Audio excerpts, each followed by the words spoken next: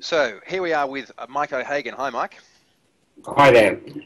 Mike's in the Philippines, and I'm recording this from Hong Kong. So this is technology helping us out, which is great. Now, Mike, I've been on your Manila business tour and had a great time for a couple of days learning all that. And let me just give the viewers a bit of a background. You're a Kiwi, grew up on a dairy farm, and at 18 moved across to Australia. And on your website at ohagan.com.au, I can see that you're the finalist in the Entrepreneur of the Year in 2007 with Ernst & Young. You won some consumer awards with Queensland. And I think you also, from when I met you, you had a role in terms of the Commissioner of Australian Fair Pay and were involved in that with the government. But what I thought I would do is get you to talk about how you got started, and then we'll get into Mini Movers, how that started as a business, and then how the Philippines became part of your business model as a test case, and then where you went from there. So, That's good. Sorry, over to you on your background. Yeah. Okay. So, I sort of fell out of school at the age of 14 and did an apprenticeship as an electrician, and 17 was qualified and sort of had enough of being paid as a 17-year-old training new apprentices. So put my pack on my back and went to Australia. Next 15 years, next 10 years, I hitchhiked round and round Australia doing every job known to mankind. Worked for some shocking bosses, worked for some good ones, and that helped me make what I was later, you know. When I got into Mini Movers and started employing 500 young guys moving furniture, I sort of knew the sort of workplace I wanted to create, one that we wanted to come to work to every day, one that was very productive as a result of being a great place. So from there, I, at the age of 28, went into business for myself, originally as a second-hand dealer, buying and selling things. I was very successful at that. But I started business because I wanted to be my own boss, and that's where I ended up. 6 years later, I was working 7 days a week, over 100 hours a week in my shops, earning the same amount of money as my staff are only working 40 hours a week, and that's fairly close to the definition of stupidity. And it was at that point, at the age of 36, that I believe I became an entrepreneur, when it started to think about why it is, what it is I want out of business, what do I actually want out of life. I got to the age of 36 before I decided to think for myself. Up until then, I just followed the system. The system is you go through the education system, you get a job. If you go into business, you treat it the same as a job. You have a good work ethic, and you end up owning a job, not actually owning it. And what I decided I needed out of life was big house, fast cars, and a jet-style lifestyle. And as I thought about that, I realised the way to get that is to develop and grow big businesses. And I started studying business and started studying the McDonald's and looking at systemising and processing. And out of that, I sort of I realised what I was doing wrong. I hadn't systemised and processed it. I'd kept it all too close to myself. And I was therefore not growing my business. I just owned a job. And so I, by accident, discovered that, and this is 30 years ago now, I discovered that nobody was doing short-distance furniture moving in Australia very well, that there was This is going back about 20, 30 years ago. What was it? Yeah, 20, 30 years ago. Yeah. I think I'm 29 years old this year. It was Mini Movers. So I discovered that nobody was really doing short-distance direct door-to-door furniture moving very well. There was a completely different way of doing it in those days, hourly rate local moving. It absolutely trashed the overheads of the industry. So it really disrupted the industry quite a bit. That was a much, much better model. And I simply started doing that. I've never moved furniture. I don't know how to move furniture. My passion is around making money. But because of my background, I also had an affinity with the guys working for me. I understood them. I came from the same background, and I developed a pretty good workplace around that. And that's how Mini Movers grew. And the reason it grew to such a large business, and by the way, it was Telstra Small Business of the Year, so there are some other awards you didn't cover earlier on, is the fact that I set out to grow it from day one. And most business people, when I meet them, just don't think that way. They're in that mindset that I had when I first started in the business. I wanted to be my own boss. I just want to make a living. And, you know, it wasn't, like I said, 36 before I decided I want to make more than a living. And I set about doing that. That's where we got to. That's the Mini Movers story, I suppose. It grew. It does short-distance direct moving. It operates in Brisbane, Gold Coast, Sydney, Melbourne, Adelaide and Perth. And it got hit pretty hard by the GFC, and I think that's the next change in my life that really affected me. It was a great business. It was vibrant. I'd gone off and studied business around the world and gone to university in the USA and gone and visited outsourcing and offshoring businesses in India and was looking around. This is the part of on the tour was, people can see on your website, your business is national. If they go to minimovers.com, I think on the website, I'm not too sure the numbers now, but you're turning over 23 million Aussie dollars a year. So this is a great business. It's no longer small, and you're employing 300 or 400 staff, maybe more. I don't know the numbers. But you then decided at the peak of all this to go and take 18 months off. You went to MIT, I believe, and then you put in this corporate board.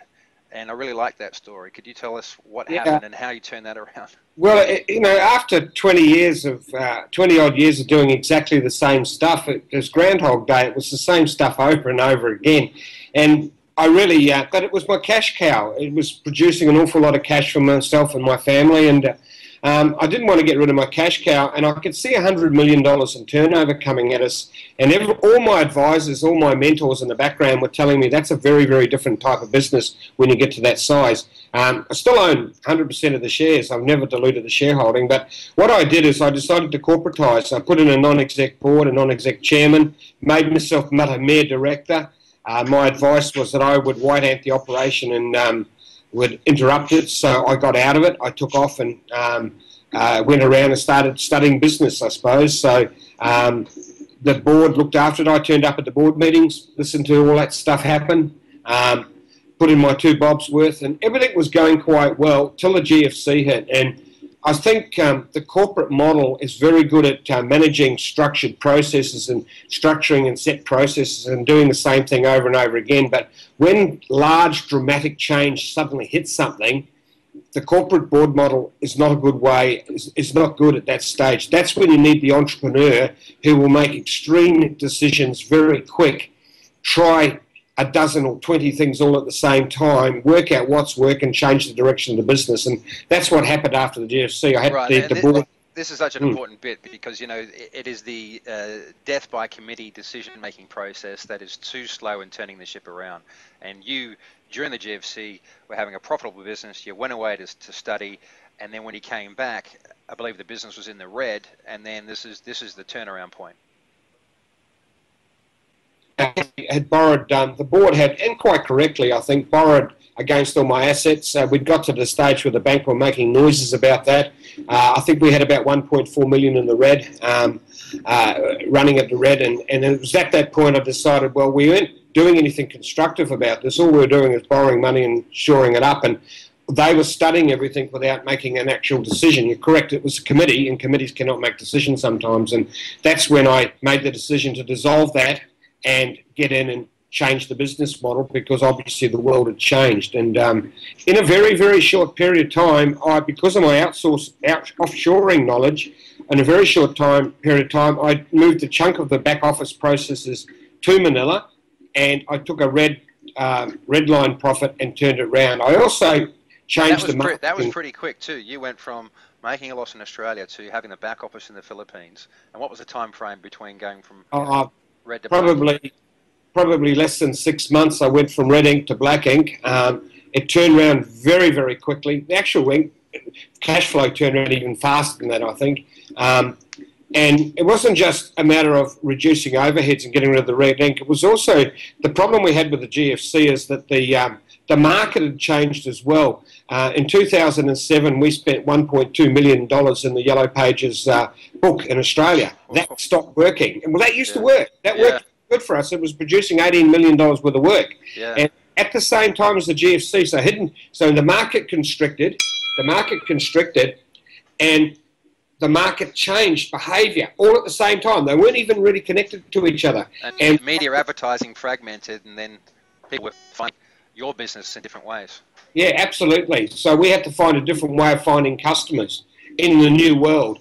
And I very quickly discovered hiring smart marketing managers was no help. They were in the old world, and the world had very much changed. The 4 Ps of marketing weren't there anymore. And so using Manila yes, we used it to reduce overheads, but the main thing we used it for, the big thing, was to change the marketing model. We found the use of Philippine people that are probably costing about $100 or $200 a week in wages, who are smarter, better educated than our people, than Australians or Westerners. By using them in a marketing model, doing stuff manually that you would normally take ages to automate through computerization, by doing it manually, we could do it straight away and do it a lot better. And so we managed to change the whole marketing of the business as well. So, and I'm seeing that over and over again now with the tours I run up here. Well, this is the thing. Many people like myself started the tour thinking, "Oh, this is a great cutting idea."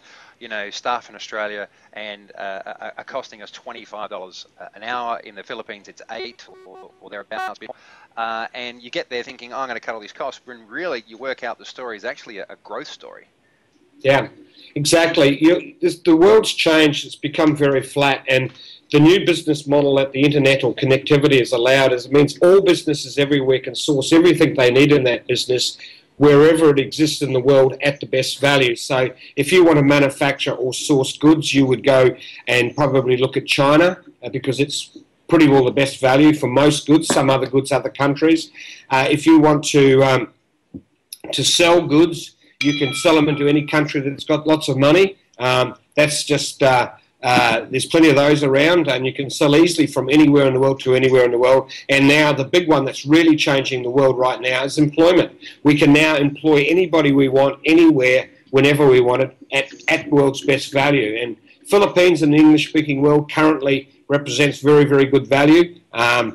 Other countries are good for other things, but anything to do with English-speaking or anything to do with communication, and indeed nowadays also into the techie stuff as well. The Philippines is just outstanding, and the growth here is amazing, absolutely amazing. Well, I've walked into your office, and it was fantastic to see. It was just row after row of people on the internet or on the phone or working all collectively. And for those viewers that don't know, a BPO is business process outsourcing, and in the 80s and 90s, the biggest country for that was India. As of last year, the Philippines actually overtook India in this space, and I think a big part of that, and add to this if you have other thoughts, is the English speaking is much greater. The American education system there, so there's actually a lot of Americanization or Westernization of the culture. It got voted last year the happiest place in the world to work.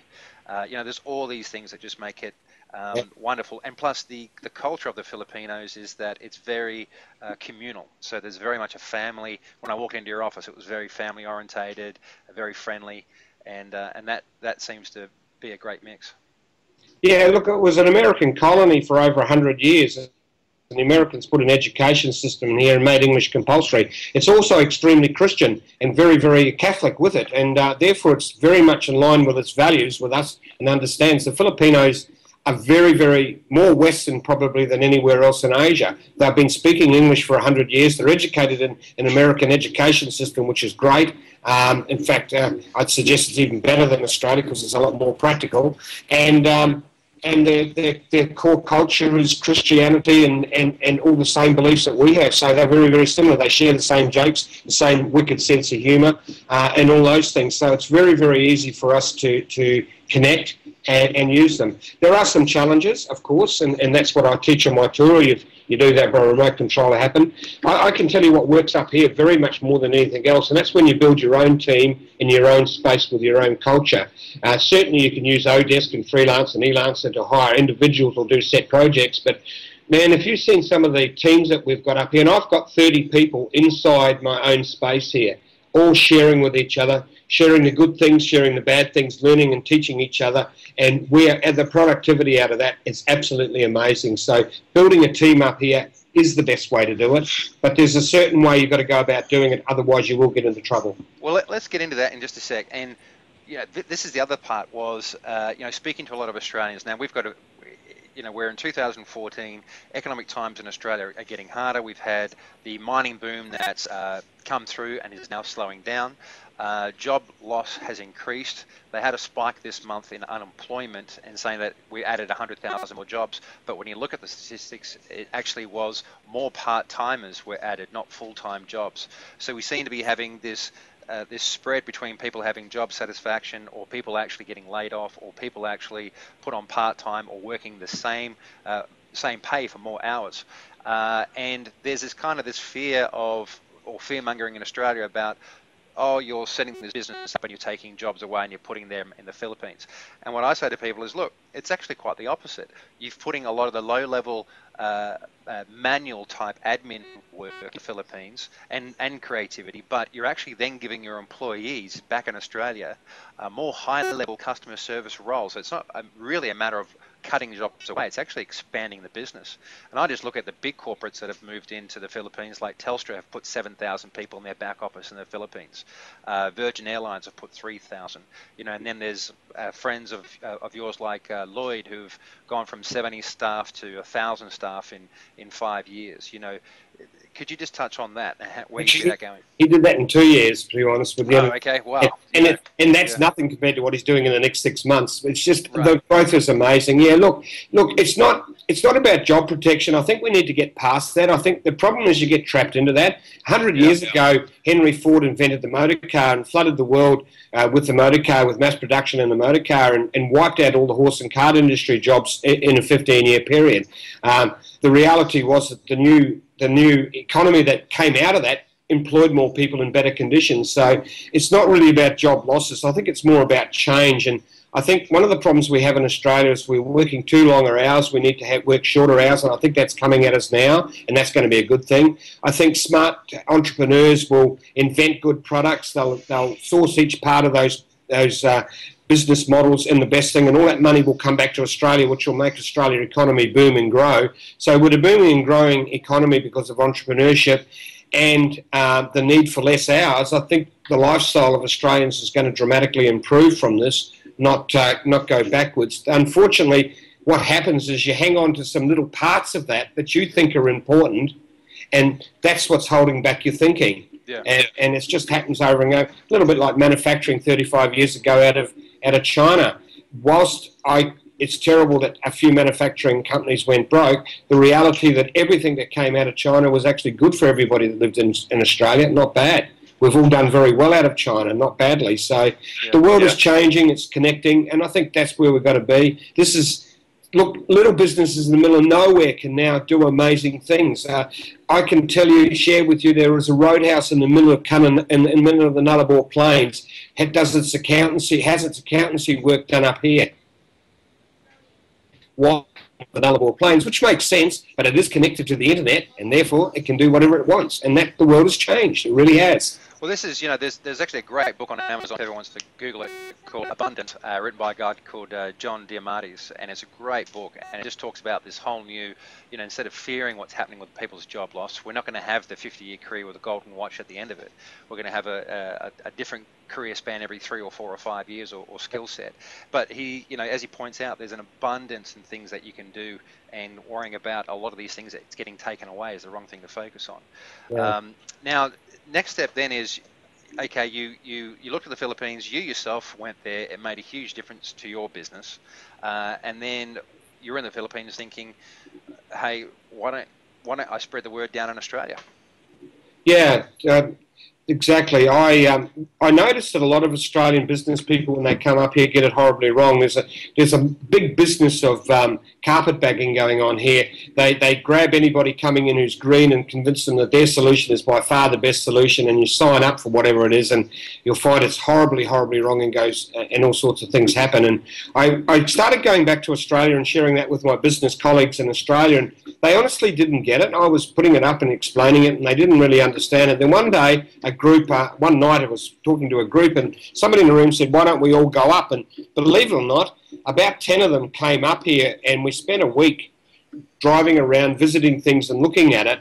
And at the end of the week, they all absolutely raved and said, that is the most amazing learning experience we've ever had. Been to hundreds of conferences in our lives, never learned anywhere near what we've learnt from you over the past week. And from there, I developed a thing called Mike's Manila Tours. And now we bring up, every 2 to 3 weeks, we bring up 8 Australian business people on a 3-day intensive business learning tour where we not only teach you offshoring, but we teach you where the world's going and what's coming at it and where the opportunities are evolving too. And so we teach offshoring, we teach the cultural differences, we teach the different models you can use, then we teach where it's evolving. So the entrepreneurs that come up often invent new businesses. I currently now have 8 businesses, by the way. I am the GFC taught me that I need to put apples in more than one basket, and I'm doing that right now. So they invent new businesses. A lot of people do offshore some stuff, but a lot of them also engage specialised services like accounting and marketing and all those things as well. But you've got to be there, you've got to see it, you've got to touch it. You can't learn it by reading and just seeing things online and talking to people.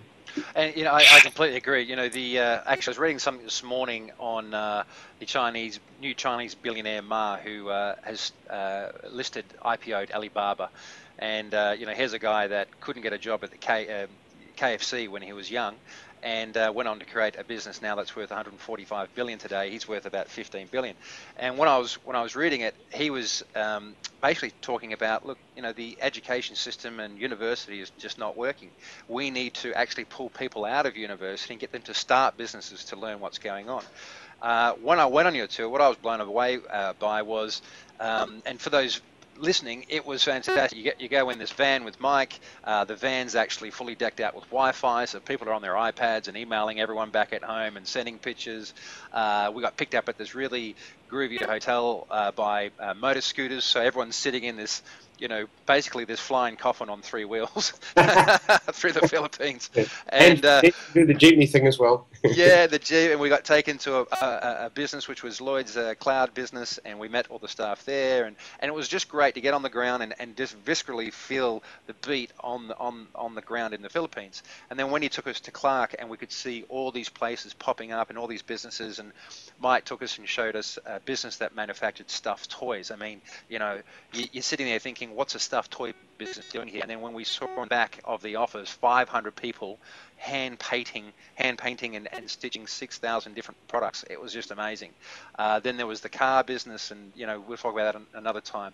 There was the there were so many businesses from manufacturing through to services and accounting, but it was a really good cross section of all these different businesses, and having you in the van on the tour was great because it's the storytelling as well as the warts and all, which I appreciated. It wasn't just to say, let me show you everything that's really shiny in this bubble, but let me tell you the problems that people are having and these sorts of things. So I think that's the best part, because being Australians, we're a bit of a cynical bunch. We want to be told the truth, and it was quite sobering. So that was really great. Yeah, we don't gloss it over. We tell it as it is. And as I said, we believe 53% of Australians coming up here mess it up. It's quite high. It's because we come up here with a preconceived idea what we want and what we're going to do, without having any idea what is available and what can be done and not done. And so it's a bit weird that we do that. We decide we know what we want. We just want whatever it is and come up here with that one-eyed view. We tip you upside down and show you everything. And a lot of office stuff, back office stuff, specialised services, as well as a touch of manufacturing and stuff on the last day. So we cover the gambit. Look, honestly, businesses are all the same. They all have 3 problems: people, people, and people. We just don't know what order to put them in. All business, I've been in tech and EO and those groups all for years now. And in those business roundtable groups, no matter what you are, it doesn't matter what your business is, we share a commonality of the issues. And that's what we deal with here. It doesn't matter what we show you, you're going to learn from it, and you're going to learn a lot from it. And the businesses, look, I've never really had to advertise Mike's Manila tours. It's just word of mouth, and it's growing, and it's thing. I do have a small issue right now. I'm sitting here. I've just finished a tour yesterday. I have another tour starting in 2 days' time. I have 4 tours in a row without a break. Yes, I was exhausted from your 3-day one, so... and it is totally exhausting. It is absolutely exhausting. So then I've got 3 weeks off, and now they're building November up to be the same. So it looks like it's going to be the same. So look, and when we release if anyone wants to take Mike for a drink after the day has finished, forget it, because he's so exhausted. Yeah. He just goes straight to his room and says, "See you tomorrow." Might have something to do with the fact that we're drinking while we're doing the tour as well. So we can't drink at the end of the tour. We've had enough by then. But Exactly. Look, it is, whilst it's fun, it is fun, but we do learn, and to say it's intensive is an understatement. We start at 8 o'clock in the morning and finish 9 or 10 o'clock at night, and the whole thing is business, business, business all the way through, and it's just coming at you fast. A little bit like when I went to MIT, they said when we arrived the first day, they said, okay, learning here is like trying to drink from a fire hose, and I think it's exactly the same in my tour. Learning in my tour is like trying to drink with a fire hose. We do give you a lot of information, Dropbox stuff and everything at the end, so you can start to reflect back on what you just seen in the last 3 days of absolute go, go, go, you know. So what do you think are the two biggest problems people are bringing when they get to the Philippines and think about their business? They have no idea of how large this change in the world is. They have no idea what can be done, and they certainly don't understand what cannot be done. And a lot more can be done than you think. And once you start seeing that, then you work out that your business models change and they need to realign it. So not knowing what can be done is the big thing. The other thing that often I see is, believe it or not, a lot of people start teams here and don't overly manage them very well. They just rely on the people up here to just manage them and do nothing with them. They are the same as any staff members anywhere. You have your staff members, you love your staff members, you know their birthdays, you have little processes, you have get-togethers, you have and do all those things. You have to do that with those teams up here as well. If you don't do that, they'll feel isolated, they'll feel as if you don't care, and they'll become the normal workplace that has that sort of culture. So putting in a similar culture to Australia or to any Western business is important, and understanding what can be done. I think that's the two big things you'll learn from my tour. Yeah, I think that was both sides of the coin for me, was the amount of people that thought, oh, great, the Philippines, I'll just put 10 of my staff up there and then they'll report back to me and that'll be all great. And, you know, the feedback I heard from you and a number of other people was, no, you've actually got to manage them, you've got to fly up, you've got to get a good team leader. Communicating between Filipino to Filipino is best done by the head of the management team, which is Filipino. So it's very hard for a Westerner to come in and tell them how it is. You're best disseminating that through the seniors and percolate that down through the juniors. But the ones that I saw working were the ones that did that really well, and the ones that didn't were the ones that just thought it was a nice shiny new object and they could just buy it and leave it. But and then 3 months later they said, oh no, that didn't work. But they really didn't have a proper stab at it. When I walked into your office, that's when I thought, oh, here's actually Mike's walking his walk here. He's actually got people here, and the staff were managing each other. And you came in for a couple of days, and then you left. And the good thing is no, you don't have to be there full time, but you do have to make sure that you're showing your face and keeping up with them. You need an expat overseeing the operation. That expat doesn't need to be here, but they need to know with them. And then you need Filipino managing Filipino. Expat cannot directly manage Filipino, and that is because of a whole range of cultural issues that get in the way. And too long on this interview to go into all those, but they're very fragile in their nature. They're very gentile, and we come along and we're rather harsh and abrupt, and it doesn't rub the right way. And once you understand that, then you can adjust accordingly and you'll get a lot out of them. Great. Well, look, Mike, that was really great. I appreciate all your time on that. So let's give a plug here for the tour. How do people get involved? And it's a simple website, Mike's with an S on it, Mike's Manila Tours with an S on it, mikesmanilatours.com. You just go in there, put your name and email in there. Emma or one of the girls will get back to you and give you the details. The tour has changed quite a bit, so we have to do it that way. We're not trying to capture your emails or anything. It's the only way we can do it. So because we're evolving and changing the tour all the time, my goal is to educate you. And I'm very, very bent on creating entrepreneurs and educating people about these things. And honestly, the world's changing and we're changing the tours with it. So we evolve the tour, we change it, stay right on the leading edge all the time. And so we'll get back to you and give you the details, the dates that are available, and come on up and have a look. You're going to learn stuff up here that you just do not believe was possible. And I can't remember because I came in, there was actually a 3-day tour and I came in on the 2 days, and I must have seen about, I don't know, 13 or 14 businesses. I think people get to see, something like 15 or 18 different businesses and just all the different models. So I even saw businesses unrelated to mine, like there was the business there that converted cars or fixed old cars and bought them off eBay and sold them at Sotheby's. You know, even me seeing that model, and I'm in the financial services industry, gave me ideas about my business, even though they're unrelated industries. You know, so people are great to share their time with us on the tour that actually are at these different businesses, and I think that's the best part of it. You can actually hear it from other people. Well, look, Mike, thanks for your time.